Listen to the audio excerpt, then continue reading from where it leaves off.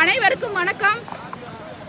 டெல்லியில் நடைபெற்ற சர்வதேச ஏஐ மாநாட்டில் திரு காங்கிரஸ் கட்சியின் தலைவர் திரு ராகுல் காந்தி அவர்கள் கொஞ்சம் கூட சிந்திக்க திறனற்ற அறிவற்ற ஒரு காங்கிரஸ் கட்சியின் தலைவர் ராகுல் காந்தி அவரோட தூண்டுதலின் பேரிலேயே இந்த ஏஐ மாநாட்டில் காங்கிரஸ் கட்சியினுடைய இளைஞர் அணி நிர்வாகிகள் எல்லாம் அரை நிர்வாணமாக போய் ஒரு ஆர்ப்பாட்டத்தை நடத்தியிருக்கிறார்கள். இது ரொம்ப வெட்கக்கேடான செயல். இது மிகவும் ஒரு கண்டிக்கத்தக்கக்கூடிய ஒரு செயல். உலகமே அரசியலுக்கு அப்பாற்பட்டு உலகமே உற்று நோக்கக்கூடிய ஒரு மிகப்பெரிய ஒரு மாநாடு இது.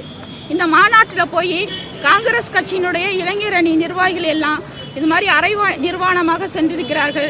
இது மிகவும் ஒரு கண்டிக்கத்தக்கூடிய ஒரு அருவருக்கத்திற்கக்கூடிய மிகவும் கேவலமான ஒரு செயல்.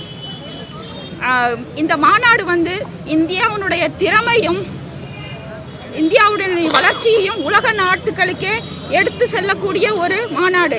இந்த மாநாட்டில் இந்த காங்கிரஸ் கட்சியினர் இது மாதிரி ஒரு இழிவான செயலை செஞ்சிருப்பது காங்கிரஸ் கட்சியினுடைய ஒரு மிகப்பெரிய ஒரு இழிவான ஒரு அரசியலை காட்டுது.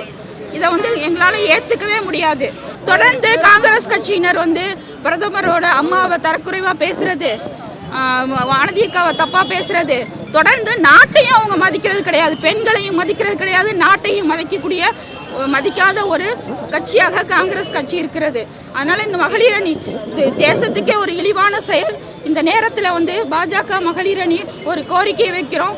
திரு ராகுல் காந்தி அவர்களும் அவருடைய கட்சியினரும் பகிரங்கமாக எங்களுடைய பாரத பிரதமர் நரேந்திர மோடியிடமும் நாட்டு மக்களிடமும் மன்னிப்பு கேட்க வேண்டும் என்று இந்த நேரத்திலே பாஜக மகளிர் அணி சார்பில் கோரிக்கை வைக்கிறோம்.